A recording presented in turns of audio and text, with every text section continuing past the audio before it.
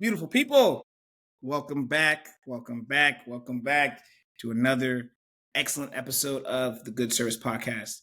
I am your host, your loving host, your servant leader, your guy, Joseph Dunham. Super excited for you all to join us again today. So for our community that continues to come back, support us on Instagram, LinkedIn, YouTube. Now that we're here, I told y'all we'd be here. You just had to rock with me, stick with me a little bit. Things are happening. Beautiful things are happening. I'm telling you. We speak it into existence. Shout out Billionaire PA for that. Anywho, thank you all for coming back, as always, our family, our audience, the community, for liking, sharing, subscribing, reposting, and referring at excellent organizations and nonprofits and their leaders for us to uplift and to speak on their stories as individuals and as the work that they're doing. For those of you that are joining us for the first time, we are your source for good news and positivity, wholesome stories, inspiring stories, good news around what nonprofits and other service-based organizations are doing within their communities to make it a better place than what they found. So without further ado, that's who we are. That's who I am.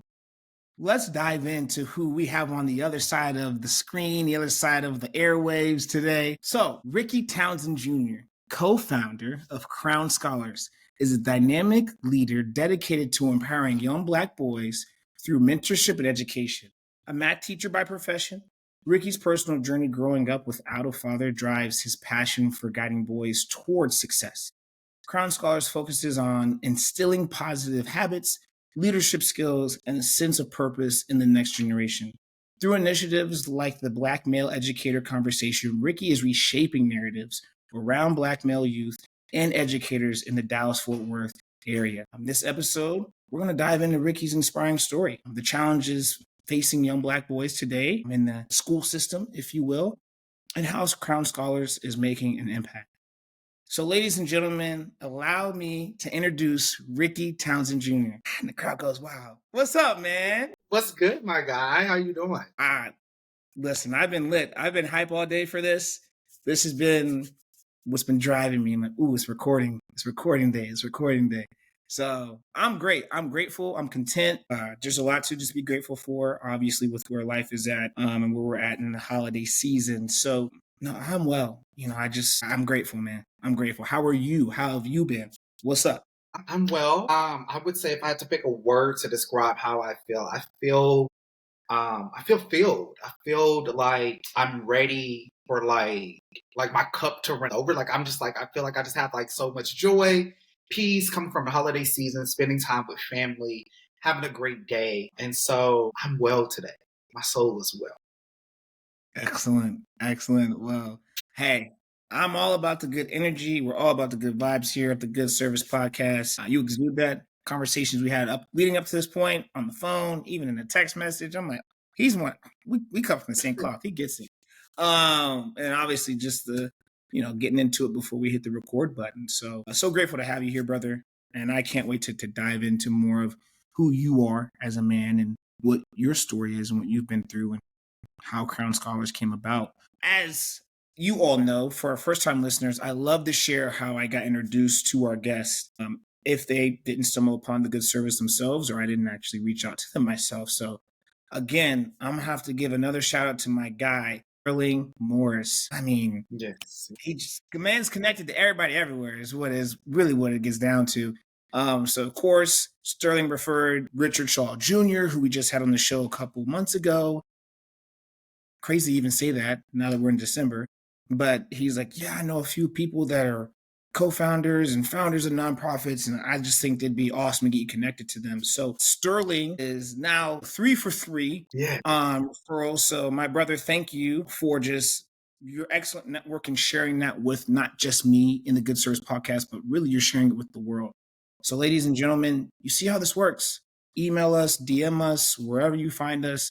Let us know about the organizations and the nonprofits and the people behind them that are making things great so we can get them on the show. We can give them flowers because we're about to do the same for Rickey and Crown Scholars, but it started with Sterling. So Sterling, my brother, thank you. I know your head's down. You're doing a lot in a lot of different spaces for a lot of great people. So may God keep you covered in those endeavors, brother. So that's how I got connected to Rickey.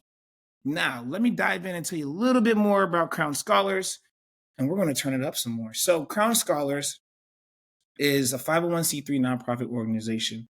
They focus on helping educate and develop young Black boys and through STEAM, academic enrichment, building healthy habits and one-on-one mentoring. So for those of you who don't know what STEAM is, science, technology, education, arts, math. Math, and keep math in mind because we're going to come back to Rickey's story with math. Their vision is to help young men recognize and embrace their unexposed gifts while educating them on what it means to be a young Black man in today's society. Their essential focus is to build healthy habits that will equip these scholars to take on life's challenges. They believe that every young man that is created is already crowned. Crown is another acronym for the group: confident, respectful, owners, wise, noble, educating, dignified. Crown Scholars. Rickey Townsend Jr. I love it. I love it. I love it. I love it. Let's get into it, brother. Where does your story begin? Share with the people how you got to this point. Man, Co-founder. I would say that, so viewers, I'm a crier. So if I happen to cry, I'm well. It just means that like it's a happy cry. Yeah. And Black men cry. Yeah, we do. Yeah, we do. And so it truly starts, my origin of who I am, how I show up, really starts with a loving mother that raised two boys and with the support of like family and stuff like that. But like truly, someone asked me like over the Thanksgiving weekend, which is like, hey, like, how did you become who you are? Which was a very interesting question, but I was like, let me lean into it. And so my mom just like instilling, just like loving, like, what does it mean to be loved, feel love? Like every time I walked out the house, it was never a moment my mom did not tell me that she loves me. Or every time that I'm walking out the house, she's like, you look good. And like that just gives me, as a Black boy when growing up, that just gave me the confidence to know that whatever the world is saying, like at home, I'm loved. And especially with my dad not being around. And I don't think my mom was overcompensating. I think that that's just how she shows up. Mixed with, of course, like the ultimate is just kind of like God in your boy. Like, I think that I know that every opportunity that I currently have, that have had, and will have is truly because of God's goodness. And it's truly because of whether it be like his sovereignty. And so, like, a combination of those, and like, I would say adult Rickey now is also too part of therapy. And so, like, I think the combination between having a dope therapist, shout out to her, having a loving mom, and ultimately God, those three things are how I am my full self today. Beautiful. Yeah, beautiful. I appreciate, you sharing with strength. I believe vulnerability is strength. So strongly sharing a little bit around how you show up and where that comes from. A lot of that resonates with me. My mom was a single mother until she met my stepfather, stepdad, like what, like, that's my pops, man. That's my guy. But no, I get it. I see you for sure. My mom had 3 boys. Your mom had 2. Yeah. Nonetheless, the synergy is there. Yes. Yeah. You get it. So, and then, hey, I'm in therapy as well. It's a beautiful thing. I just was having a conversation with my cousins about this.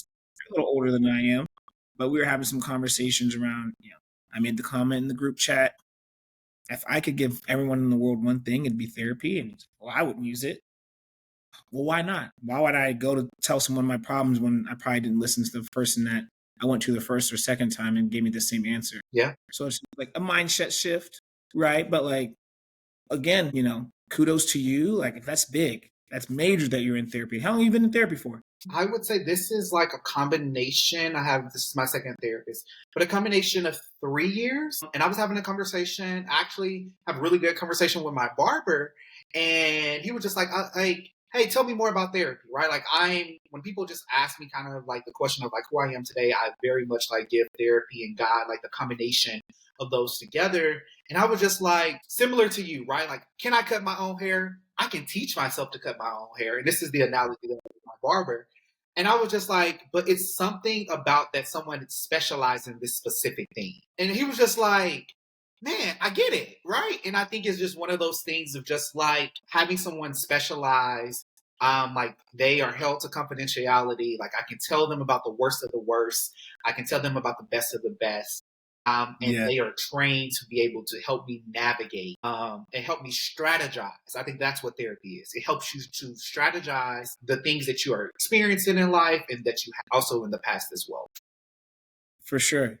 For sure. I love that your barber is asking you, like, tell me more about therapy, right? Like, when the barbershop is widely known as, especially within the Black community, like, that's where Black men go to have a deeper conversation about some things you're going through. That's where the uncles of the neighborhood at, where the old heads is at. That's, get some perspective and always some unsolicited advice from a third party, fourth party that's just listening to your own business. But I like how you said for you it's a combination of God and therapy, right? I very quickly because I see you. We didn't have this conversation when we initially linked up, but it's funny because when I started my journey 4 years ago with my therapist, shout out Barry, my guy, you know that's my dude right there. I remember one of my best friends. He's a doctor back home in Columbus, Ohio. Shout out Dr. Kennedy Ovensiri. He had asked me. He's like, you are in a high stress profession. I'm in sales. I was in tech sales. And he's like, you're also the only Black man that is usually as successful as you are and consistently and the only one in the room. Right. And he's like, how do you deal with that? And I was like, well, of course I pray. I read my devotion every day. I pray, I write. He's like, have you ever thought of therapy? And I'm like, that's a great question. I haven't. However, I wouldn't be opposed to it. Because similarly to you, right, you're like, I need a specialist. When I think about what a therapist is, they are like an emotional coach. They're a life coach in the sense. I've had trainers for football, track. I've had, tutors in school growing up. I've had mentors in the professional space and even outside that have helped me get to where I'm at to be the best version of myself. And God gave me a grandiose vision that I'm grateful for the leader I'm going to be as a man, as a husband, as a father, as a business leader. So it's like, in order for me to get to that point, I have to do the work. Right now, I was already doing the work on my own, but having a therapist, someone that I remember telling my mom because she was like, "What's wrong? Is everything okay?" And I'm like, "Everything." I'm like, that's the point. Everything is so good, it can get better. It's going to get better. I'm fine. We can only. This is why I had the conversation with my cousin. I was like, I can't go to my family and friends because you guys are biased. You want the best for me in all situations, which is a great feeling. Not a lot of people have that, unfortunately. However, like I need someone third party to say, okay, I obviously care about your well being, Joseph, but you're tripping. Here's why you're tripping. Or, hey, maybe this triggering thing is something that happened to you actually when you were a kid. Let's unpack that. Let's learn from that, right? Let's give you the tools to now do the work to keep building and building and building. So I see you, brother, on having your specialists in that area. Listen, y'all, if you're able to get therapists and have access to therapists, please check into it. And there's also resources out there where you could probably find a free therapist or therapy sessions. Maybe it's not weekly, maybe it's not bi-weekly, maybe it's who knows. But it's okay to not be okay, but it's also not okay to not ask for help and to seek help. So So can I add one thing? Because for I feel sure. like we're seeing each other, and I think I had heard Sarah Jake Roberts say like she's in therapy, and she was just like, and she was more so talking to kind of like those that are in church, right? Because we hear this thing about whether it be therapy or whatever, and she said something so profound, and I didn't have language for it, but it makes sense on what and how it collides together. But she was like, when I'm going through therapy, it allows me to get to the foundational pieces of what's going on, and I'm now able to pray for that thing, right? Right. That was so good. I was like, woo, this is good. Because I think at Okay. times, just like when I think about like more times than not, I'm like when I'm praying for things, like I'm praying for like the Leafs, right? But I think it's one of those things of like God wants to get to kind of like the root of it, right? And like how do we do that? And like my personal experience, once I heard Sarah Jake say that, I was just like, man, like this is what it is. Like I'm able to talk about this thing. I've journaled about it, and now I can go pray about the specific thing versus praying for kind of like the leaf thing and like tackle the seed, right? Because that is what's going to manifest. And so I give people that, right? Like for my people that are going to be watching, that you're just like, man, like, does this like go against God? I'm very much saying from my experience, it collides together and it works for you to be able to pray for the seed.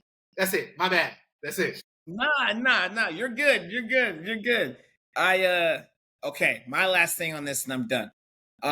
It's a great conversation. I could talk about therapy forever because it just is so good. But if there are people in their faith and no matter if it's Christianity, right? Anything they believe in and they feel that therapy combats to that, what they're taught.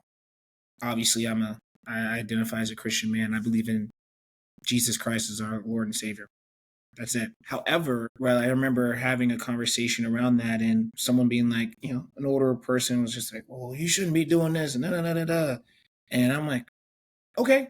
But like also, if you look at the Bible, God works through man. God speaks to man through man. As it says, blessings come from man's hands. He's blessed somebody with a gift or an ability that can help me. Yeah. We are walking angels, believe it or not. We're all angels, believe it or not. So there's an angel on this earth that has this gift that's going to help me ascend to be who I'm supposed to be, right? So yeah, I see you on that when people are like, shout out Sarah Jakes for that, but also shout out you in this moment, Rickey J. But yeah, all right. We're here to talk about Rickey. I know you've been talking about therapy. Y'all just got a whole, look into my brain and what's going on. As you probably, we 16, 17, 19 episodes in, these people tired of it. But let's get to know you even more, Rickey. So tell us, how did you get into becoming a co-founder of Crown Scholars? How did that all come about? Yeah. So Michael Coleman II, he's the other co-founder. And so beautifully enough that I went to, I graduated from University of Texas at Arlington. When I got there my freshman year, they had like a mentor matching program and Michael was a sophomore. So they paired us with each other. God's timing, like you can't just make this stuff up, right? And so they paired Michael and I together. And he was like my mentor, like walked me through my freshman year of college. And around like my sophomore, junior year, we became roommates. We are sitting on the couch and we're watching, Black Girls Rock. And so that was a show that BET had created for Black women to be able to give their flowers. They got awards. And so me and Michael was like, is there a show like this for men? So we're Googling and we didn't find nothing. And then, so we looked at each other, was like, this is it. So we began to talk about it. And then from there, because both of us were active in college, we then said to each other, like, awards are good, but how do we do like transformational work? So everybody probably have awards, right? Like I have awards that just sit on the counter, sit in various spaces at my mom's house. But like that's just gonna sit on a shelf. We want something that's gonna be a walking transformation. And so that's when we was just like, let's move from award show to doing Crown Scholars. And then that's how we end up starting the organization, by watching an award show and saying that we want to do more than like give somebody an award. We want the award to be like their life. Yeah. Well, shout out Black Girls Rock, shout out BET. TV's not the same. It's not what it used to be. Again, that's a whole nother conversation for another time. Right. But again, divine timing and circumstance for you both to be in that moment, to have a shared vision, for the vision to be as clear as it is, to be here today. How did you guys decide what Crown Scholars would be, though? Right? Because you had the award show, Black Girls Rock. You want to do transformational work, and that takes a curriculum, that takes time, that takes intentionality. How did you get to that point of identifying this is the work we actually are going to do? Yeah, so it was, we sat down and said, like, what are the things when we look 10 to 15 years down the road, when we are not necessarily doing the day-to-day work, what do we want to not have change. And one of the things that we said to serve Black boys, and we're extremely unapologetic about who we serve, right? Because we know that there is a lack when it comes to the resources provided for Black families, but when it looks for Black boys. And so with me being a teacher, we started off at my school. Shout out to the administration there. And they were just like, yeah, because we started off only doing math, and I'm a math teacher. And so when I was sitting in these meetings, I heard, oh, what demographic is behind? And it was always Black boys are behind. And in my mind, I was just like, oh, like we have to fix this. And how can I fix it? It's about like providing, like me and Mike ideating about that. So that's how we got to the demographic. More so the age bracket. We did some research and was like, are there programming for high schoolers? And there are programming for elementary as well. But if everybody's reflective on kind of like when you came into your most self as an adolescent, it's really between 6th, 7th, and 8th grade. And we wanted a program that was going to allow them to stay with us for 3 years. So that's what Crown Scholars is. They're with us for the 6th grade, 7th, and 8th grade year for us to be able to see 3 years of growth academically, to see growth as a person. And so that's where we got from like the programming perspective. Shout out to Mike. Mike is like, he does HR like full time, but he's super passionate about this work. And like, he was the person like, how are we going to get this like the formation of this together, right? So he began to build like the skeleton of it, right? And my role was more so like the operations, like because I'm a teacher, I got my master's in curriculum. It was one of those things like I was responsible for kind of like creating the curriculum for us. So we're working at these things from 2 different angles and know that who we want to serve. And that's how it came into fruition. We're 5 years in, and I think it's a beautiful thing. And we started off, I tell people this all the time, when I talk about Crown Scholars, we first went into it, we're going to serve Black boys, right? That was what we went into it with. That has now, the learning curve is now we're serving Black families that have Black boys. Because now it's like this holistic picture, right? Because though that you're serving Black boys, you can't, like if a boy is a part of the family, you can't neglect what's going on at their home. So we're going to meet the holistic need by also to helping out families and providing resources for them as well, because that Black boy is a part of that family. He's only going to be with us for an hour or 2 hours a week. He's going to be at that home for the duration that he's there. So we went from serving Black boys to serving Black families that have Black boys. Amazing.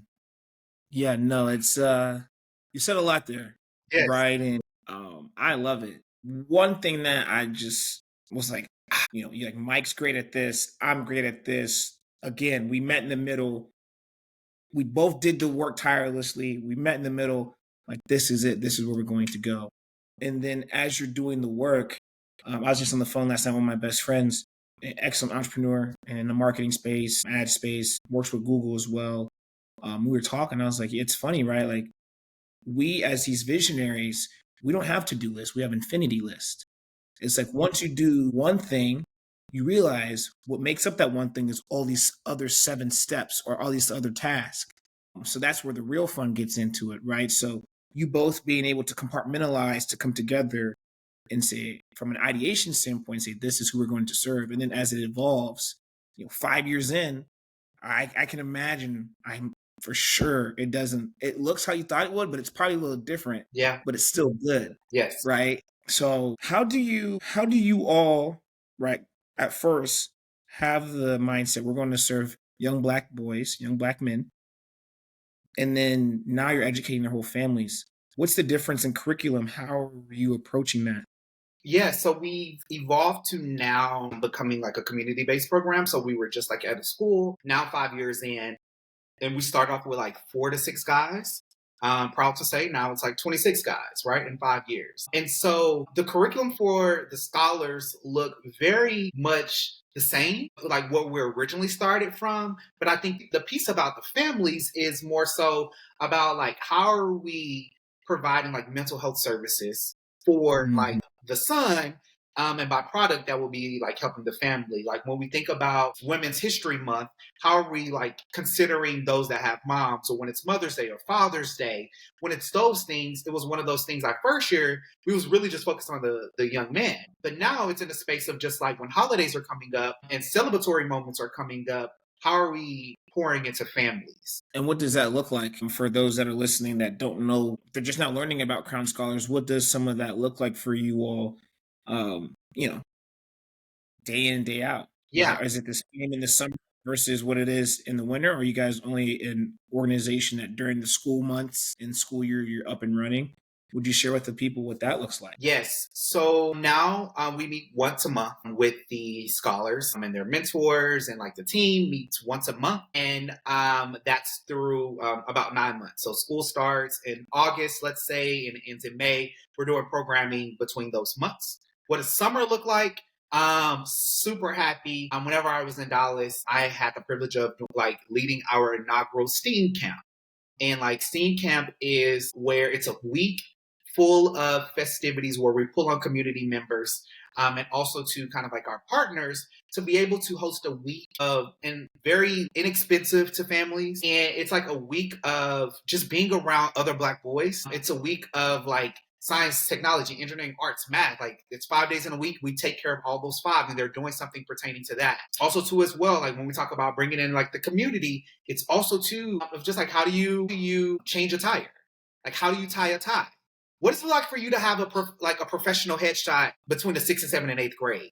What does it look like for you to dress up? So we're providing like just various things that our hope with Crown Scholars is that once you get to our age, how healthy you will be.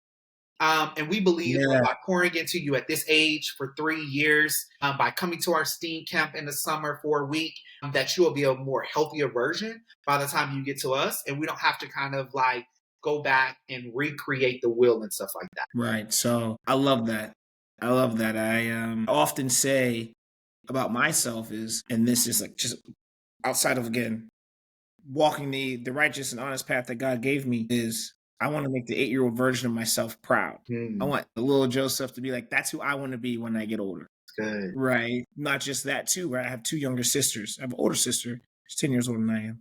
Shout out Sean. Love you, baby. But my younger sisters, it's like, even just for them to see what like a good man looks like, right? So when I was in relationships, because I'm bringing so and so home, we're going to do this, we're going to do that, or they'd hear about it, right? It's like, again, you always have someone looking on you or looking at you. You're never off, and so I love how you said that about helping these young Black boys and young men get to when they're our age, they don't have to unlearn to learn.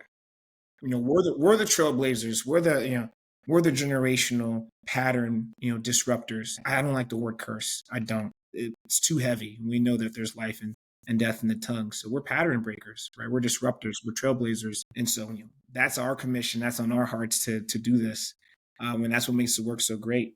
I think you would agree. Would you agree?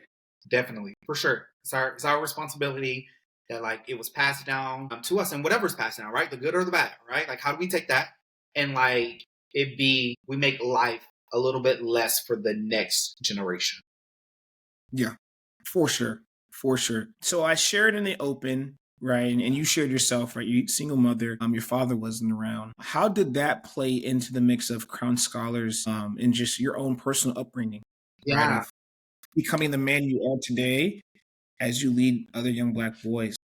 What's that like? Yeah. My dad left whenever I was 7 and came back whenever I was 21. And so it was a little confusing for me, right? Because like you missed a lot of life.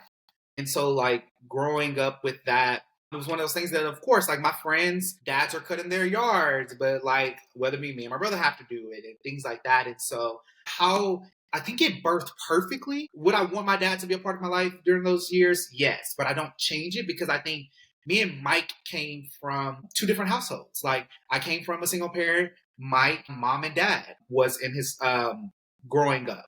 And so I think having those 2 different lived experiences allowed us to be able to serve the young man, right? So some people are going to come in with single parent households and like we're able to connect on that.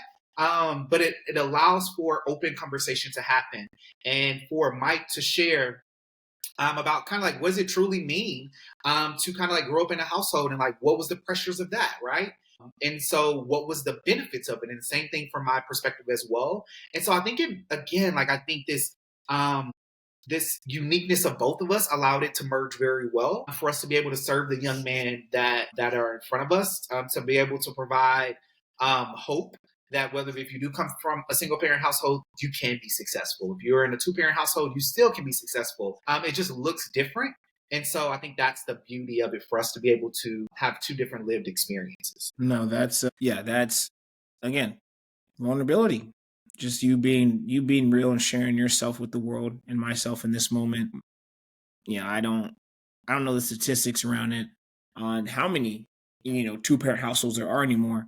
Let alone when we were growing up, maybe there was more, maybe there's less now. I'm not sure, but what I do know is, again, I see you, right? And like you said yourself, you wouldn't change it because it made you who you are today.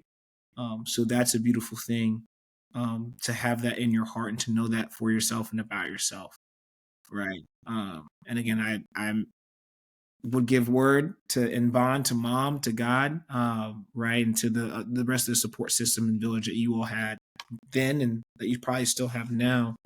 And that's cool, right? That Mike had the opposite, and you guys again were able to find each other and to still put this together, build something so beautiful and so great to impact those that maybe come from both walks of your lives. So there's a weird sort of flex on like struggle. Oh, I came from this, and it almost becomes a contest sometimes, unfortunately, in our community. I think it's just a lot of minority communities, not just a Black community. But it's like, we shouldn't celebrate those things. Statistics and numbers are against us already. Let's not celebrate the steepness of this hill and this mountain. Let's scale it and climb it and then be like, you know what? I had to get through. This is what made me, right? And gave me the heart of gold that you have, that you're giving to all these other young men. So thank you for sharing that. One thing that, as I was doing my research on the organization, intentionality came up.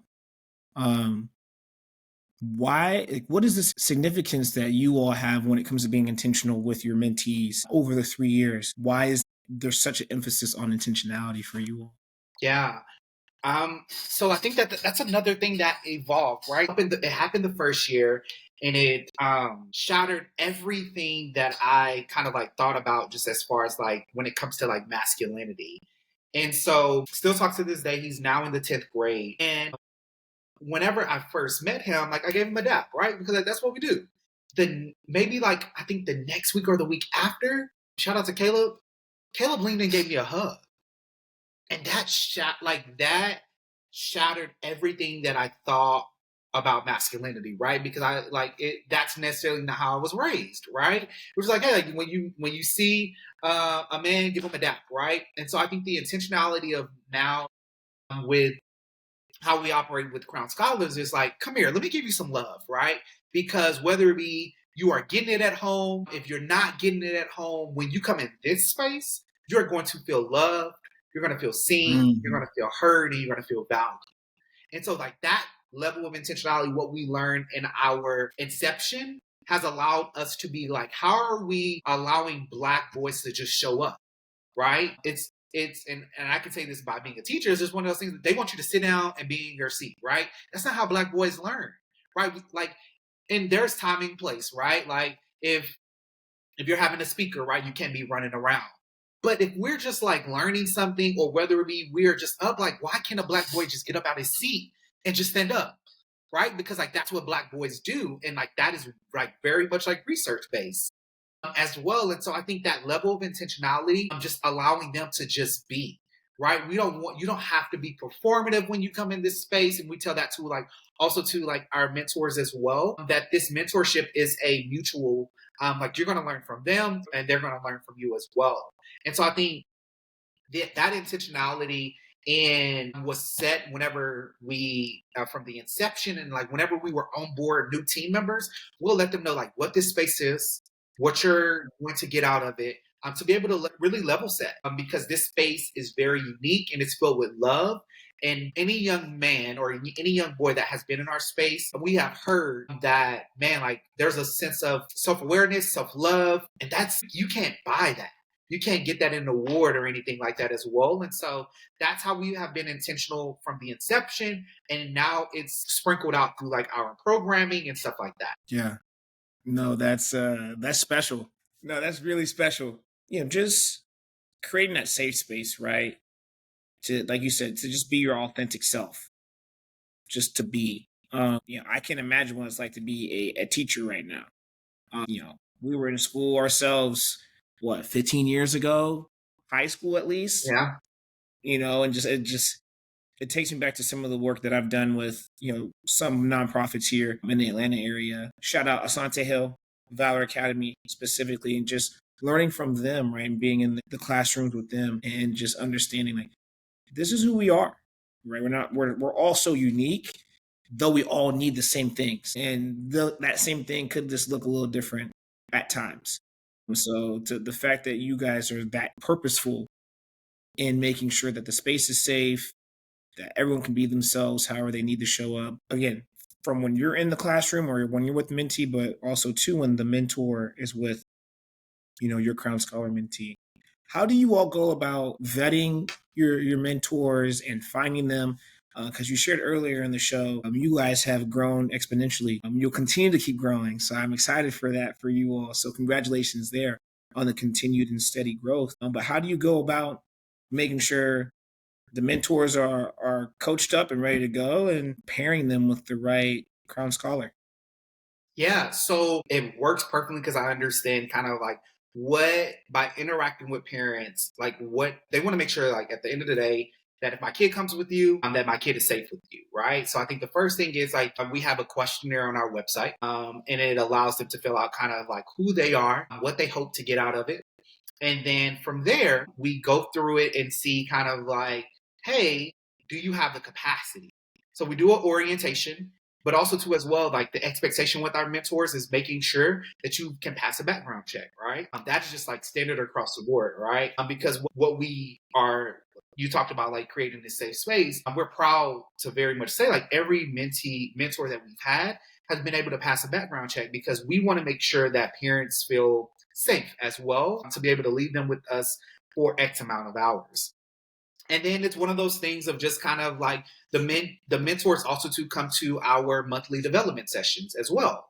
And for them to be able to engage with their mentee. So I think it's one of those things of just like we have orientation, have passing a background check, but also to kind of like being infused in the programming that the young boys are doing. So that way, whenever you're having conversation, it's one of those things of just like, oh, like I heard you talked about at one of the sessions about like your goals is this.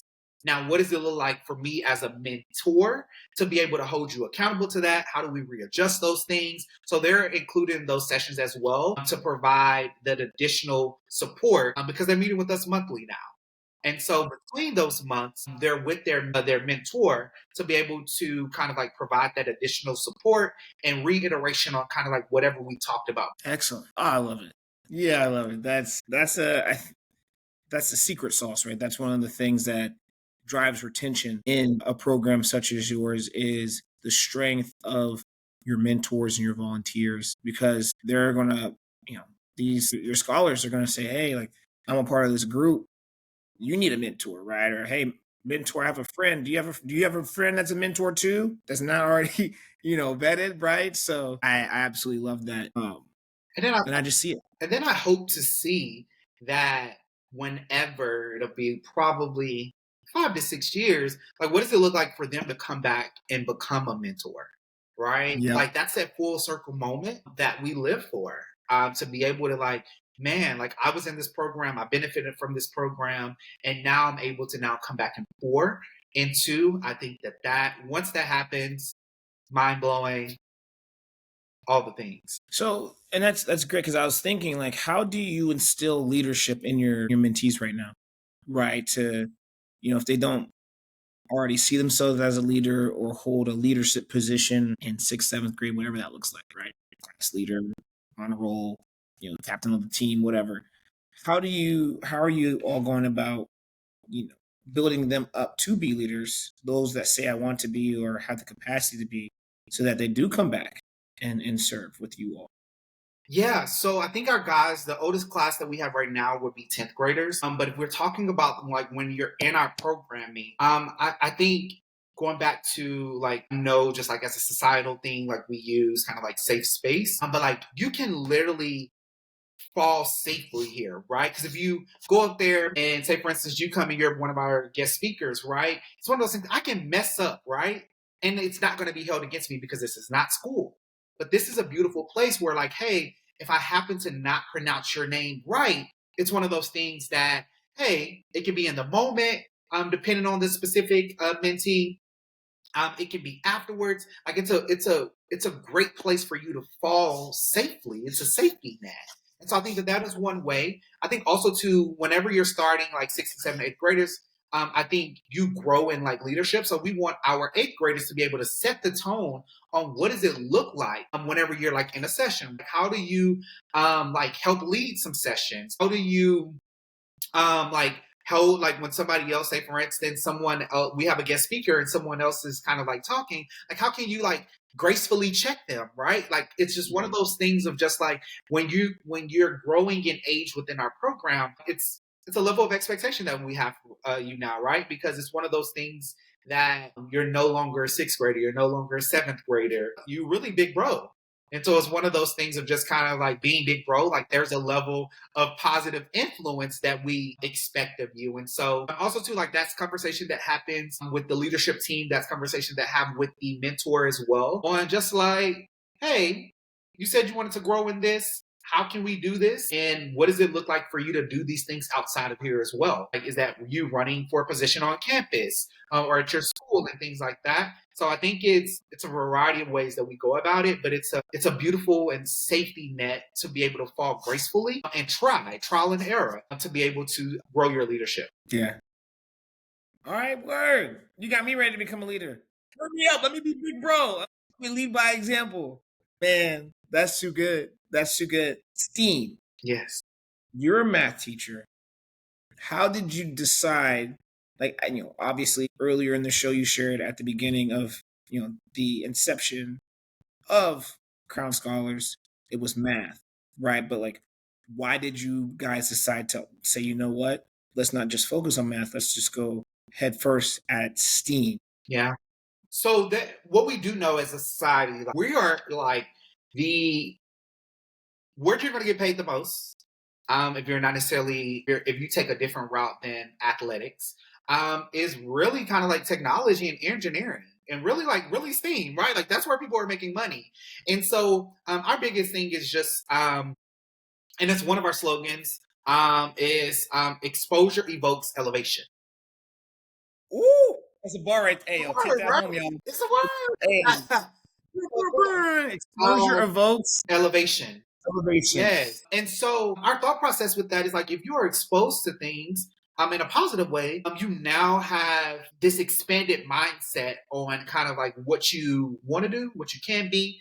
And so the reason we added the A in STEAM instead of just like STEM is because one of our first guys, like again, when we talk about like our first years, our inception year and trial and error year, one of our scholars, shout out to Tejan, is he really loved art.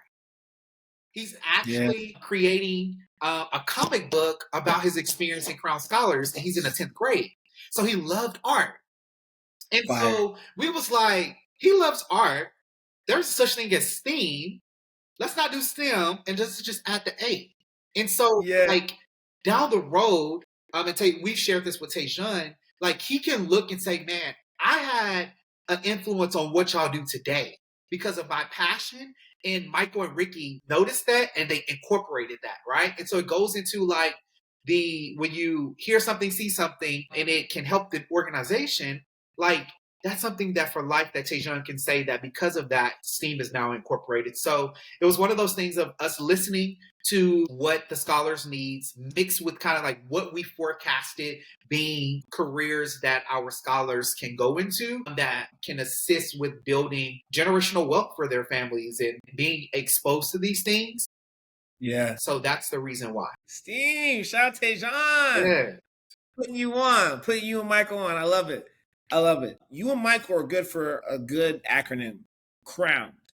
Again, for those of you that missed it at the beginning, I'm gonna bring it back for you. Crowned. Confident, respectful, owners, wise, noble, educated, dignified. How did y'all come up with that? Because I was just like, okay, that's tough. Well, that's my reason. I'm like, that's in Crown Scholar, like, it means something. Yeah, so we thought about it because you mentioned it in the intro, and I bring it back up. But we truly believe that whenever you come to us, you are already crowned. Our role is to provide you with a mirror, adjust your crown. When it's about to fall, we're gonna catch it, and then we're gonna put it back. Like, that's our role, right? And we know that crowns have, like, whether it be diamonds or whatever in it. And so understanding that, me and Michael's thought process is like, how can we create it to be? It's not an adjective. What is it? Whenever it's an acronym. Yeah. So, like, how can we create this acronym to be able to put things in that we believe to be true? So my favorite one is owner, right? Ownership. Like, I love that because, like, how are you as a growing young man going to own all the things in the world, right? Your emotions, your academics, your athleticism, your art. How are you going to own those things? And so our thought process was we was really being creative, and understanding that they're already coming to us with those things, and these are words that they can own themselves, and also too, just like they can, like, be lived out as well. Yeah, it's so fire. Yeah. I love a good word, man. I mean, you probably could guess that. I love a good word. Yes. Like, the vocabulary app is probably like the third or fourth most used app on my phone because I'm like, if Really? you're not learning, you're not living. Yeah. As my grandmother would say, she says a lot of things. Shout out my mom. All right, we're now moving to the second part of the show. For those of you that have been coming, listening, watching, you know what this is: mind, body, and soul. For those of you that are here for the very first time, mind, body, and soul's intention was to be a rapid fire, quick, knee jerk reaction speed round for us to ask some more personal questions and different questions, maybe not tailored to the organization, but to the guest, right? To the leader, just to get to know them more. I'm long winded. Unfortunately, the one word and one sentence answers were just not happening. So, listen, Rickey, go ahead and answer these with your heart, however you feel. But my first question for you is, where does your heart to serve come from? Okay, this is how we popping it off. No, my heart to serve. It really came from. Oh, I'm gonna lean into this. I feel you. Yes, I feel that. I'm gonna lean into this. My heart to serve comes from living in a homeless shelter. Whenever did it twice. Whenever I was in middle school and in high school, I lived in a homeless shelter. That allowed me to see that, like, I've seen the worst of the worst, or I've experienced worst of the worst, and I've experienced it with a little money in my pocket too, right? And so a heart to serve comes from living in a homeless shelter and being able to see the day to day of, man, I'm here not because whatever the world may have said, but, like, we just hit hard times. Like, my mom had an accident, and so therefore that landed us in a homeless shelter. And so that's where my heart to serve comes. Like, I truly have a passion for those that are unhoused. And so that's where my heart to serve comes, living in a homeless shelter. Wow. Yeah, that's very real. Thank you for sharing that. Yeah, it's what was like while you were there, if you can recall, as you're seeing the day to day, was there a specific moment that just lit that fire in you to say, hey, you know what? I'm going to be the trailblazer to write this? Or was there any sort of moment for you where you had that, okay, Yeah. I understand it now? I see my mom bust her butt. Like, and it was just one of the things she did all she could do. And I see that mixed with, you would have people kind of like drop off stuff at the homeless shelter. So the one that we stayed in was for women with children. And so you would see people drop stuff off, or you would see, like, hey, these are people that are coming here to serve. These are not people that are on staff for this homeless shelter. And so I think at an earlier age, I was able to be observant on kind of like what people are doing that impacts me. And my mom was doing her really best, busting her butt, but life is just happening. Yeah. That was good. That was great. That was a good question. That was really good. Thank you. Hey, I try. Listen, I did my research. I come correct for you. I want you to enjoy yourself on the Good Service Podcast. Why math? You're a math teacher. Was there a professor? Was there a teacher you had at some point? Math is, yeah, I'm curious on how you decided to become a high school math teacher. So my mom, growing up, my mom was in accounting, mixed with in our household. As for us in our house, we play spades and dominoes. And so with my mom being in accounting, of course we know that there's numbers and spades and dominoes. Like I tell people, like that is where you have to know how to count. Like you have to be able to be a processor. You have to be able Yeah. to think ahead. You got to be able to see what are the patterns that are in place. That's everything that math is, right? And so that was like my initial like. I would do really, really well when it came to math classes. Shout out to Miss Mays, still in my life to this day, my high school math teacher, and Shout out Miss Mays. all my high school math teachers were really good. Like I literally am still friends with them on Facebook, and they were just good people, and they cared about me outside of the classroom. And Yeah. taking Miss Mays, she was the teacher. Like, oh, you don't want to take her. Like, she's hard. But also too, I'm not sure if you're familiar with Young Life. Young Life is like a young. Yeah. Okay, cool. So I was in Young Life in high school, and Miss Mays was a teacher that was like did Young Life as well. So she also to give like shout out to God bringing her in my life. Like literally, she is the person that I went to her church and I accepted Christ, and like she's very instrumental. So fast forward, I get to college. I majored in finance because I was like, I'm a mama's boy. Let me do something similar, but not not being accountant. And I did finance. Didn't do well on my first exam in microeconomics. I literally cried in my dorm, and after that, but while during that time, I was going to the Boys and Girls Club to be just to volunteer with NAACP. And literally, I called Miss Mays. I said, Miss Mays, I want to be a math teacher. Her first question was, she said, Rickey, are you serious? No, she said, are you sure? I said, yes, Yeah. I'm sure. And then literally from then, that was 2011. 2011.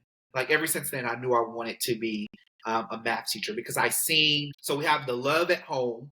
We have a really good teacher. And then we have like this philanthropic work that I did through NAACP, seeing young Black students struggle with math.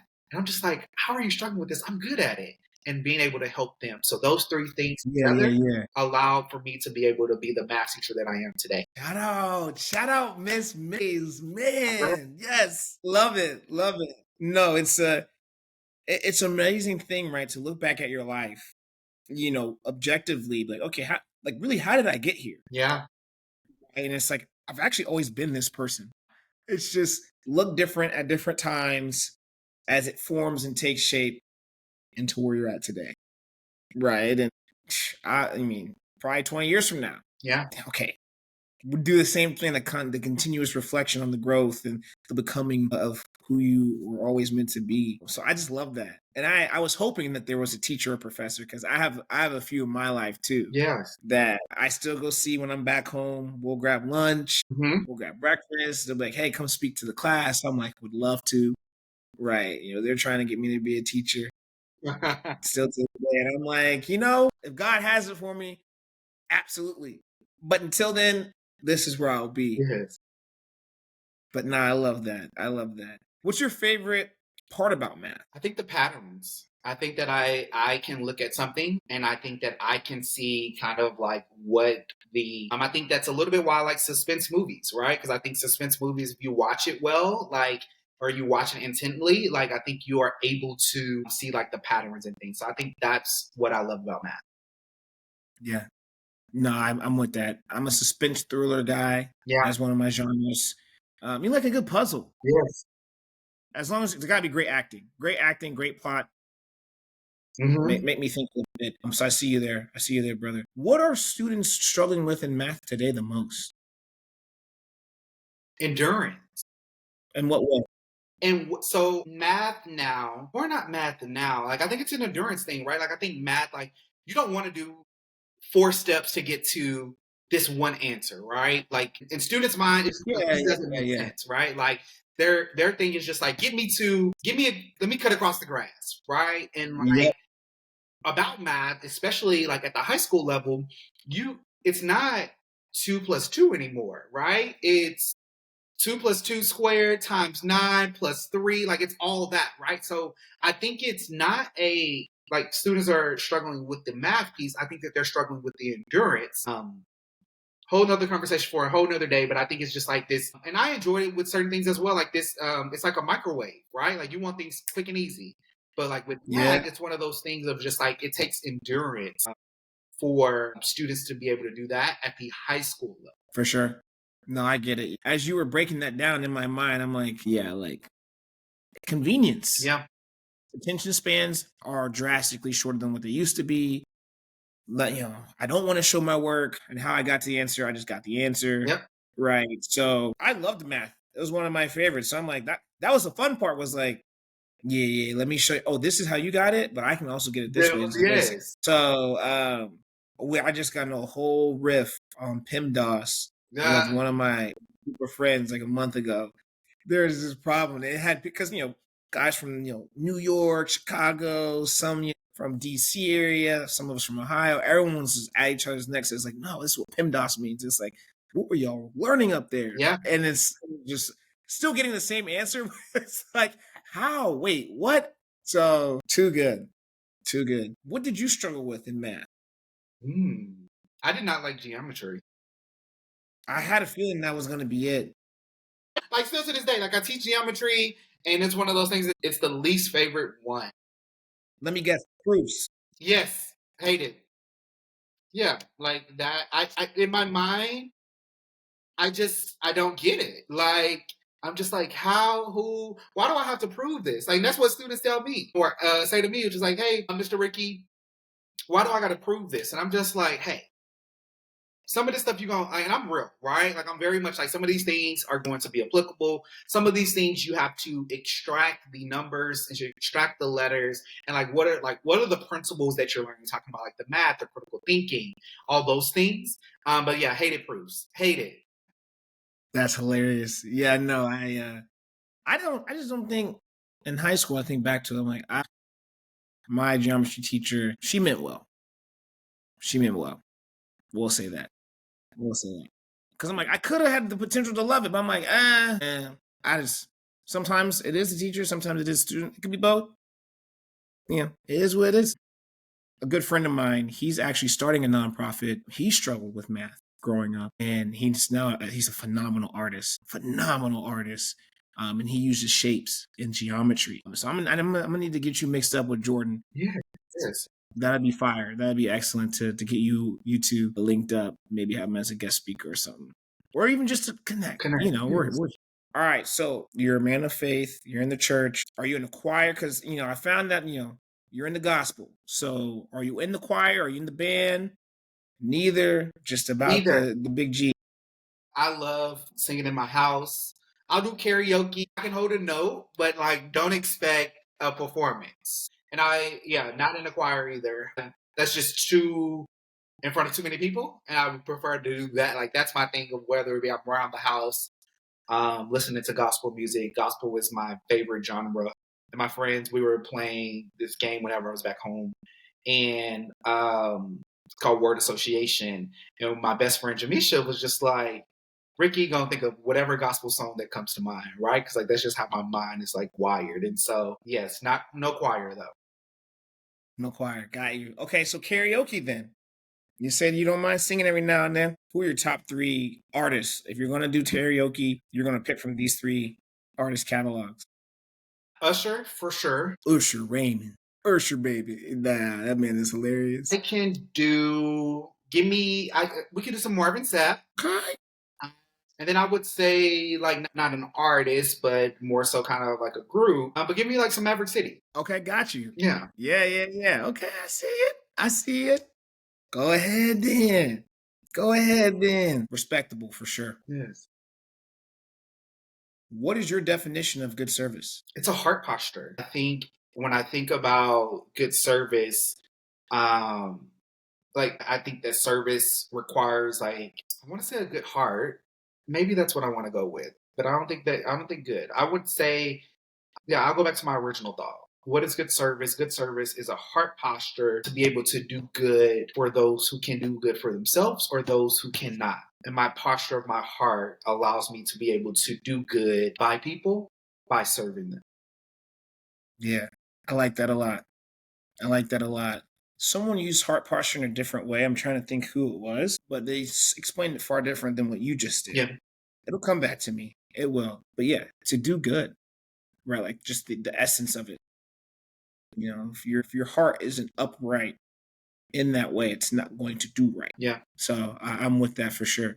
I'm with that for sure. The world would be a better place if. We allow people to show up as their authentic self. Actually, ask me that again because I have a different answer. I like that answer. No, but I think so. I would keep the same exact thing. I think I would say if we give people the permission to show up as their authentic self, right?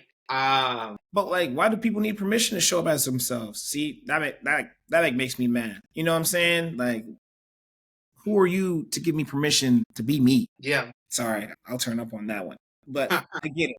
I get it. Great answer. Yeah.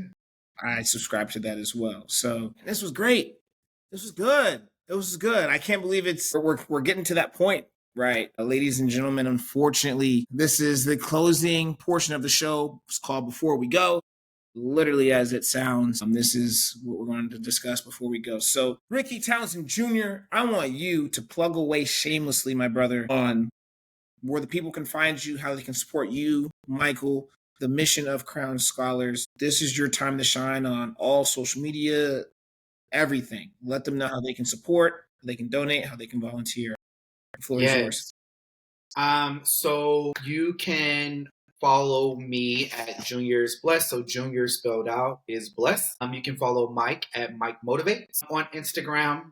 Also, too, you can follow me on LinkedIn. Rickey Townsend. You can follow Michael at Michael Coleman and Crown Scholars at Crown Scholars. On all social media platforms and our website, crownscholars.org. Feel free to go check us out. You heard snippets of it today. And so I think that'll be a great opportunity for you to dive in and see kind of like how you can support the mission and vision of what we're doing. And there's a donate tab there. Anything that this conversation tonight have said, please donate if it aligns with, if you know a Black boy, whether it be if you know a Black boy in Dallas, you know a Black boy in Atlanta, wherever all of us know a Black boy, and you donating to us, one, not only you get a tax write-off, but two, you are supporting Crown Scholars. Is good land and good fertile ground to be able to donate to for us to be able to continue to move the work forward. And that is it. Listen, y'all heard the man. The good brother said, Crown Scholars on Instagram, CROWNEDSCHOLARS, Crown Scholars. And then your personal Instagram, he said, just Junior Believes? Junior, Junior. JUNIORISBELESSED. So Junior is Blessed. And then Mike Motivates. Mike Motivates, yeah, easy. Mike. Well, I don't want to say easy. Some people can't spell motivate. Some people can't spell guarantee. This isn't a spelling contest. We'll do that another time. That'd be very funny, though. But listen, y'all, donate, follow, subscribe, volunteer. For those of you that are in the Dallas-Fort Worth area, please, I'm begging you, get involved with this awesome group. They've been doing great things for the last 5 years. They're going to continue to do even more things and keep being great for the next 5 and then 5 after that. So be a part of this to my brothers that are there that can be mentors, or whether that's opening doors for Michael and for Rickey. And with that, closing remarks. Now, this is like legit the last thing I'm going to have you share. Rickey, what is on your heart? Like, what do you want to share with the world in this moment? Again, the floor is yours before I really close this thing out. But where are you at? What words of encouragement and love do you have for not just our awesome audience and family here at the Good Service Podcast, but the entire world that's going to receive this? Yeah. I think I would say, first things first, if you are given an assignment by God, take the steps of obedience and know that and find your help, right? Because we all have help, and it's more so for us to be able to locate that. Additionally, I would say thank you to Michael. The work that we've done, the work that he is doing now and leading an incredible team. I'm extremely thankful for him and the work that he is doing. And lastly, I would say thank you to everybody that has supported the cause. This started with an ideal, that an ideal turned into friends being able to support us. So we wasn't getting the big dollars our first year. It was just like people truly believing in Michael and I. And that's how we got to where we are now. I'm at 5 years. And so thank you. And thank you, Joseph. Thank you for this space that you are creating for people to be reminded of the good work that is happening in the world that we live in. And it's because of you and your platform. I'm hopeful, not only for Crown Scholars, but I'm hopeful for the work that you're doing, that people are able to tap into that. And you are truly being the light on the hill. And so thank you so much, so much, so much, so much. Man, come on, man. Thank you. I appreciate that. I appreciate that. It's all God. This is, you talked about it a moment ago, being obedient.